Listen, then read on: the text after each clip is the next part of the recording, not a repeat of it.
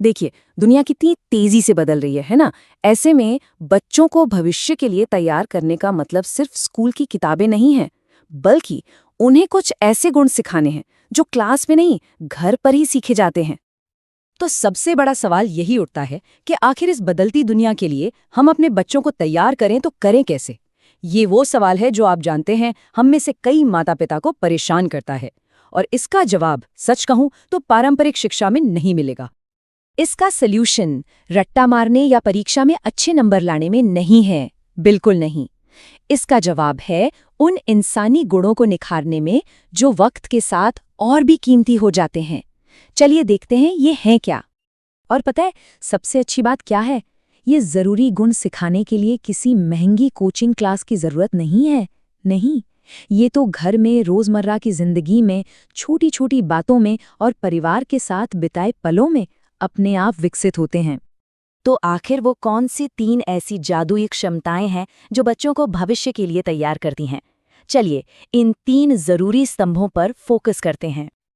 ये 3 शब्द हैं: रचनात्मकता, सहयोग और जिज्ञासा। बस इन 3 चीजों पर ध्यान देना है। और हाँ, ये सिर्फ शब्द नहीं है, ये एक पूरा माइंडसेट है भविष्य में सफलता के लिए। अब जब हम रचनात्मकता की बात करते हैं ना, तो इसका मतलब सिर्फ ड्राइंग या पेंटिंग नहीं होता। नहीं, रचनात्मकता का मतलब है किसी गणित की समस्या को एक नए तरीके से हल करना। ये वो शक्ति है जो बड़े बड़े नवाचारों के पीछे होती है। मूल रूप से ये नई संभावनाओं की कल्पना करने की क्षमता है। और फिर आता है सहयोग। आज की जुड़ी हुई दुनिया में इसके बिना तो काम ही नहीं चलता।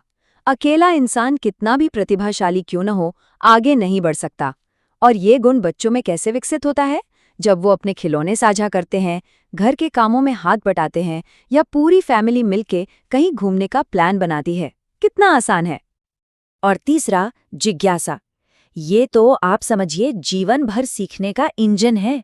जो बच्चा बार बार क्यों, कैसे पूछता है, वो असल में नई चुनौतियों के लिए खुद को तैयार कर रहा होता है। क्योंकि आज की दुनिया उनको इनाम नहीं देती जिनके पास सारे जवाब हैं, बल्कि उनको देती है जो बेहतर सवाल पूछना जानते हैं।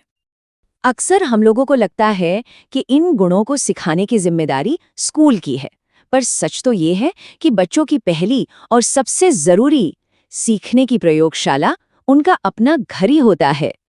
इस बात को कितने खूबसूरत तरीके से यहाँ समझाया गया है। जरा सोचिए, जब आप बच्चे के साथ किचन में जाते हैं तो आप सिर्फ खाना नहीं बना रहे होते, आप रचनात्मकता को जगा रहे होते हैं। चलो आज कुछ नया ट्राई करते हैं।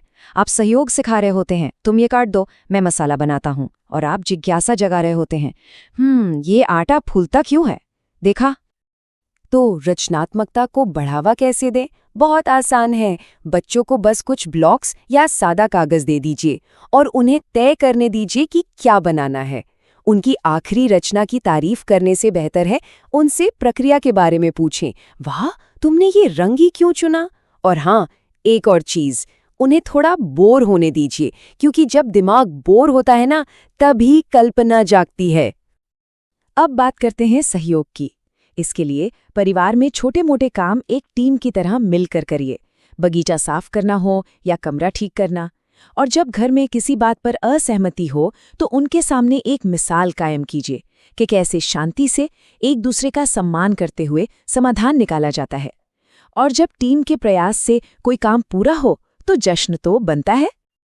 और जिज्ञासा, उसको जिंदा रखना तो सबसे मजेदार काम है।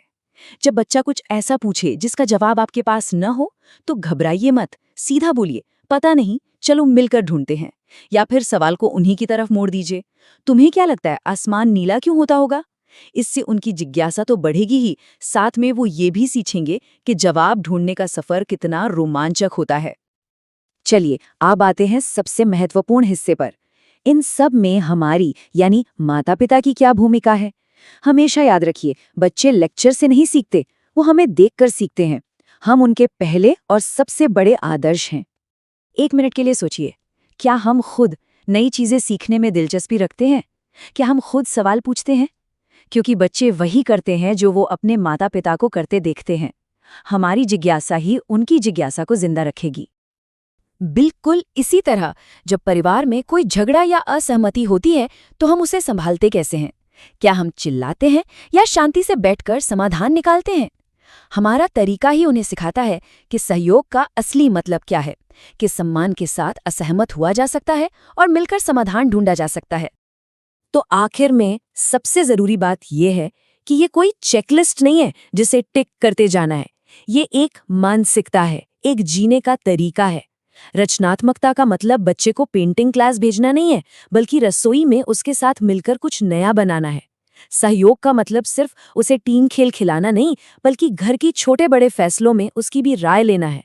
और जिज्ञासा के लिए विज्ञान मेले का इंतजार क्यों करें, जब हमारा घर ही क्यों और कैसे के सवालों के लिए सबसे अच्छी जगह है? तो ये सारी मेहनत आखिर है किस लिए? ये है अपने बच्चों का एक बेहतर, एक सुनहरा भविष्य बनाने के लिए। हम उन्हें वो अनमोल क्षमताएं दे रहे हैं जो किसी भी तकनीक या किताबी ज्ञान से ज्यादा उनका साथ निभाएंगी। ये बात हमेशा ध्यान में रखने वाली है। तथ्य पुराने हो जाते हैं, तकनीक बदल जाती है। हो सकता है हम बच्चों को जिस नौकरी के लिए आज तैयार कर रहे हैं वो कल हो ही ना, लेकिन रचनात्मकता, सहयोग और जिज्ञासा ये ऐसी मानवीय क्षमताएं हैं जो हमेशा हमेशा काम आएंगी। और सबसे अच्छी खबर पता है क्या है? इसके लिए कोई विशेष क्लास या महंगे खिलौनों की जरूरत नहीं है, बिल्कुल नहीं। ये गुण साधारण से घरों में, रोज के साधारण से पलों में ही विकसित होते हैं। बस हमें माता पिता के रूप में थोड़ा सचेत प्रयास करना है। तो अब अगली बार जब आपका बच्चा कोई अजीब सा आइडिया लेकर आए या कोई ऐसा सवाल पूछे जो आपको भी सोचने पर मजबूर कर दे, तो उसे एक परेशानी समझेंगे या भविष्य के लिए एक जरूरी गुण विकसित करने का एक सुनहरा अवसर?